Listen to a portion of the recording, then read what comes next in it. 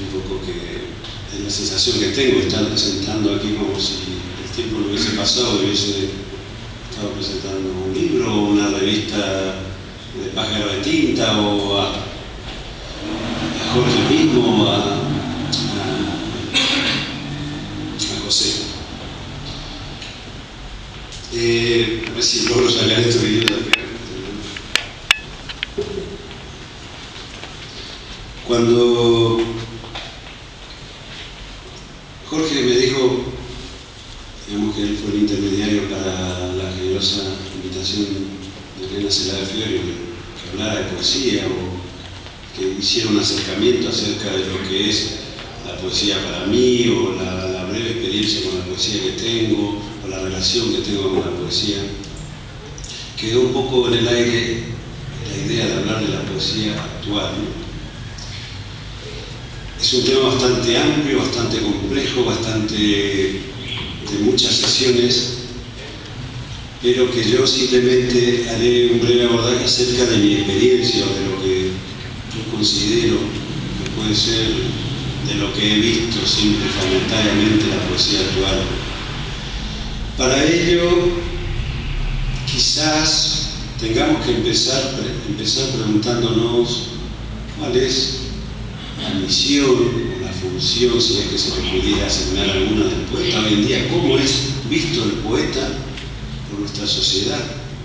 Y hablando de función, quizás no sea la palabra más adecuada, pero es la que encuentro en este momento. ¿Cuál es la función o la misión del poeta hoy en día?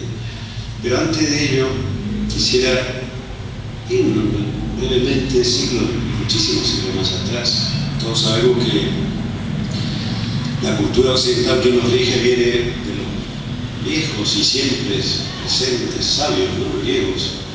Entonces, recordemos brevemente el sentido que tenía la tragedia para los griegos, ¿no? Los antiguos poetas griegos, los antiguos trágicos que en ese momento eran considerados los grandes poetas, tenían un sentido muy fuerte que la misma tragedia lo tenía, que era un sentido religioso, ¿no? Es decir, ¿por qué se llenaban los teatros, ¿no?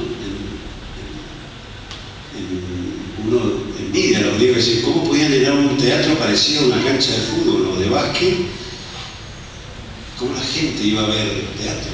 ¿Cómo iba a ver la tragedia? ¿Cómo iba a representar, a vivir la tragedia?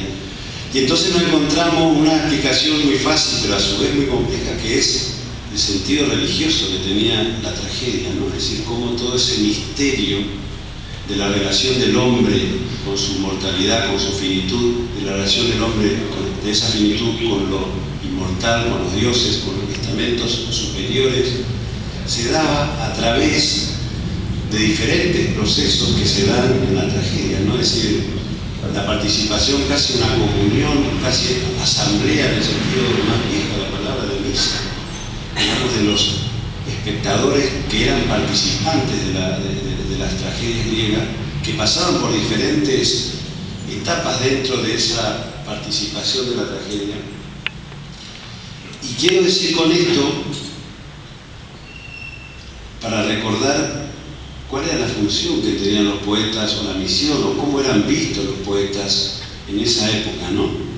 Es decir, en esa época los poetas eran vistos como emisarios, como poseedores, y esto no es un tópico, porque siempre, no es utópico, no, sino no es un tópico, porque siempre se ha tirado de ese tópico, ¿no? De que los poetas son los cuidadores del fuego sagrado, pero hablando en el sentido griego, digamos, de lo que consideraban en la época del esplendor de la tragedia, eran los grandes custodios del fuego sagrado en el sentido de poder proteger, de poder ser intermediario entre los comunes no mortales y los dioses.